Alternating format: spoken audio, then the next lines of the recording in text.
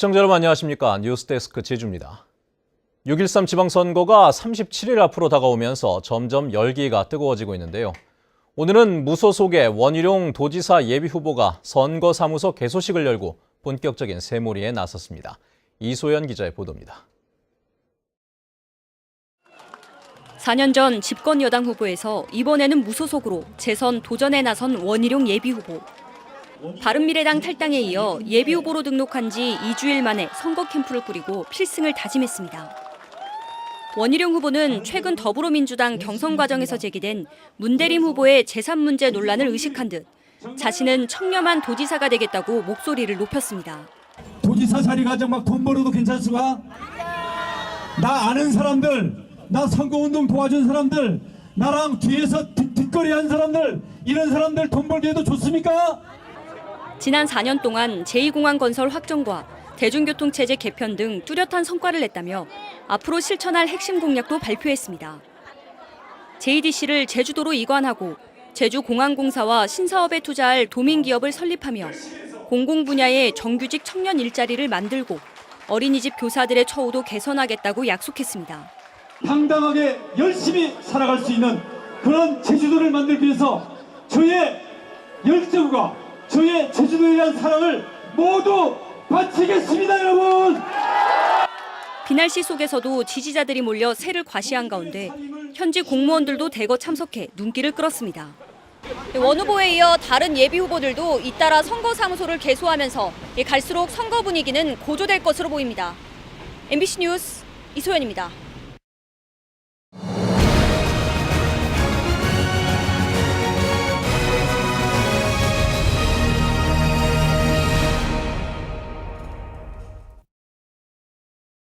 요즘 선거철이 되면서 아젠다라는 이야기 한 번쯤 들어보셨을 겁니다.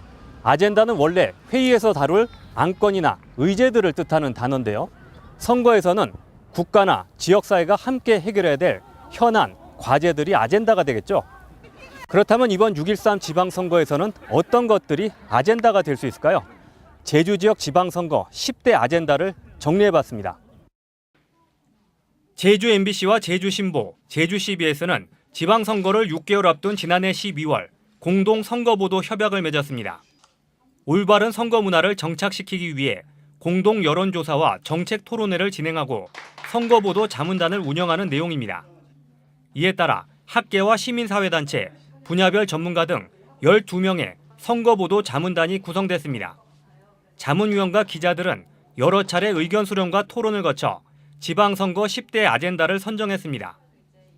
확정된 아젠다는 연방제 수준의 자치권 확대와 행정체제 개편, 제주 4.3의 완전한 해결, 1차 산업 경쟁력 강화, 환경 수용력 고려한 개발 정책, 도민 중심 질적 성장으로의 정책 전환, 제주 100년 미래산업 발굴과 제주 제2공항, 카지노, 영리병원 등 갈등 현안 해법, 주거, 교통, 생활환경 안전 등 도민 삶의 질 향상, 함께 사는 제주 공동체 실현, 제주형 복지와 미래 세대를 위한 여성 청년 정책 등입니다. 우리의 생활과 밀접한 관련성을 가지는 정책적인 안들, 또 생활과 문제에 관련된 부분들을 하나의 아젠다로 올려서 우리가 정책에 반영하는 노력들, 그런 측면에서의 정치의 변화, 생활 정치라 할까요? 생활 정치로의 변화. 제주 MBC는 오늘부터 5차례에 걸쳐 6.13 지방선거 10대 아젠다에 대한 도지사 후보들의 입장과 해법을 비교 분석합니다.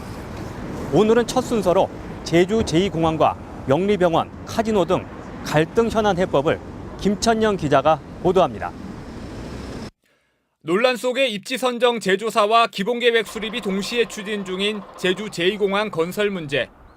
원희룡 문대림 예비 후보는 입지 제조사 결과 발표 뒤 결정, 고은영은 전면 백지화, 장성철은 일단 중단 뒤 논의, 김방훈 예비 후보는 여론을 반영하겠다는 입장입니다. 중국 자본들이 앞다퉈 갈수록 대형화를 꾀하는 외국인 전용 카지노. 고은영과 장성철, 문대림 예비 후보는 반대 입장을 밝혔고 고 후보는 이익의 80% 세금 징수, 장 후보는 공기업 직접 운영을 대안으로, 문 후보는 과당 경쟁을 반대 이유로 제시했습니다. 원희룡과 김방훈 예비 후보는 찬성 입장을 밝혔지만 투명한 관리 감독과 세수 확충을 전제했습니다. 허가 여부를 결정짓기 위해 공론조사가 진행 중인 국내 첫 영리병원. 문대림과 장성철 예비후보는 공공의료가 약화된다는 이유로 고은영 예비후보는 의료 상품화라며 반대했습니다. 원희룡과 김방훈 예비후보는 공론조사와 도민 여론 반영이 필요하다며 입장을 유보했습니다. MBC 뉴스 김찬년입니다. 네, 제주 바다를 가리켜서 생태계 보고라고 흔히 이야기하죠. 제주산 해조류를 이용한 연구와 제품 개발도 활발히 이루어지고 있는데요. 특히 용암 해수로 배양한 스피룰리나라는 것으로 천연 오일이 만들어지고 미국 식품의약국에도 등록이 됐다고 합니다. 오승철 기자입니다. 한국해양과학기술원 제주국제해양과학연구지원센터의 미세조류 생산 시스템. 2개의 수로에서 녹색 액체가 쉴 새 없이 흘러다닙니다. 아열대성 미세조류인 스피룰리나를 용암 해수에서 배양하고 있는 겁니다. 스피룰리나는 단백질과 미네랄, 카로틴 등의 영양소가 풍부해 세계보건기구와 UN 식량농업기구가 미래식품으로 선정할 만큼 최근 주목받고 있습니다. 해양과학기술원은 이곳에서 생산된 스피룰리나를 이용해 천연 오일을 개발하고 미국 식품의약국에 등록까지 마쳤습니다. 수입에 의존하던 식용오일을 대체할 수 있고 화장품과 건강식품 등의 다양한 제품을 생산할 수 있는 기반을 마련한 겁니다. FDA에 등록이 됐다는 것은 기본적으로 갖고 있는 특성을 더 업그레이드 시킨 제품을 우리가 시장에 출시할 수 있기 때문에 국내 기업이 해외 시장, 글로벌 마켓으로 진입하는 데 상당히 중요한. 또한 감태에서 천연 유기자외선 차단 소재가 추출되는 등 제주산 해조류를 활용한 기능성 물질 개발 연구가 활발히 진행되고 있습니다. 건강기능식품이나 또 천연의약품이나 혹은 또 화장품, 또 좀 더 나아가 보면은 이제 에너지, 해양 바이오 에너지 이런 쪽 연구가. 수온 상승으로 생태계가 급변하고 있는 제주바다. 미세조류를 활용한 해양 산업에는 새로운 기회가 되고 있습니다. MBC 뉴스 오승철입니다. 제주 지역에 비가 내리는 날이 1년에 3분의 1을 넘어 전국 최고 수준인 것으로 나타났습니다. 기상청에 따르면 최근 30년 동안 도내 연간 강수 일수는 제주시가 평균 129일로 가장 많았고 서귀포 125일, 성산 124일, 고산 121순이었습니다. 이는 서울의 109일, 부산 100일, 광주 123일 등 국내 다른 지점보다 최고 20일가량 많은 것입니다. 제주 지역 특성화고 취업률이 전국에서 가장 낮은 것으로 나타났습니다. 교육부에 따르면 지난해 기준 제주 지역 특성화고 취업률은 31.5%로 전국 17개 시도 가운데 최하위를 기록했습니다. 특히 졸업생 대부분이 대학이나 전문대학으로 진학해 직업교육을 위한 설립 취지와는 맞지 않는 것으로 나타났습니다.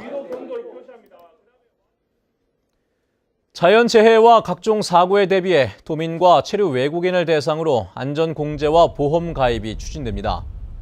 제주도는 관련 조례안을 입법 예고하고 오는 24일까지 도민 의견을 수렴하고 있습니다. 조례안에 따르면 자연재해로 인해 사망하거나 폭발, 화재, 뺑소니 사고 등으로 사망 또는 장애를 입었을 경우 보험금을 받을 수 있도록 모든 도민과 제주를 체류지로 등록한 외국인의 안전공제와 보험료를 제주도가 납부해 줍니다. 제주 지역의 땅값이 오르자 세금 부담 때문에 공시지가를 낮춰달라는 이의 신청이 급증하고 있습니다. 서귀포시에 따르면 지난달 개별 공시지가에 대한 이의 신청이 접수된 토지는 496필지로 지난해 146필지보다 3배 이상 늘었습니다. 또 이 가운데 98%는 가격을 내려달라는 하향 조정 요구였고 상향 조정 요구는 2%에 불과했습니다. 건설 경기가 위축되면서 건설 자재 반입이 줄어든 것으로 나타났습니다.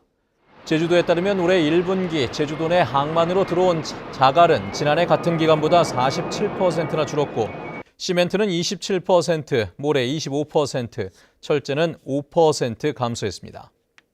한편 유류는 7.5%, 비료는 5.5% 늘면서 전체 물동량은 지난해보다 2.3% 늘었습니다. 뉴스데스크 제주를 마칩니다. 시청해주신 여러분 고맙습니다.